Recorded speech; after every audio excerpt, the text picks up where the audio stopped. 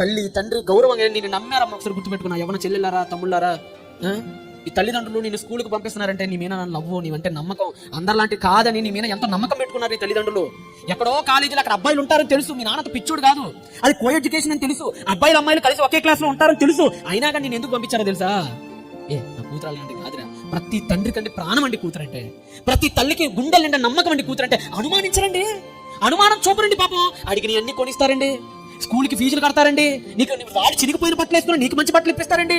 నువ్వు అందరు పెద్ద పెద్ద వాళ్ళు వస్తుంటారు అక్కడ, ఆయన బీదరికం మానుకొని నీకు బండి కొనిపించి నీకు కావాల్సిన ఇప్పించి నీ మీద నమ్మకం ఉంచి నువ్వు కాలేజీలకు పంపిస్తుంటే మీరు చేసే పనికి మళ్ళీ పల్లియా. తల్లిదండ్రుల కళ్ళల్లో కారం కొట్టి వాళ్ళ నోట్లో మన్ను కొట్టి ప్రేమ కలాపాల పేరిట లేచిపోయి తల్లిదండ్రులకి పరువెత్తుకోకుండా తలెత్తుకోలేకుండా చేస్తున్నారండి నేటి యవ్వన సమాజం. ఆలోచించండి ఒకసారి. దేవుడు మెచ్చడట్టే అట్టి విశ్వాసాన్ని దేవుడు మెచ్చడు.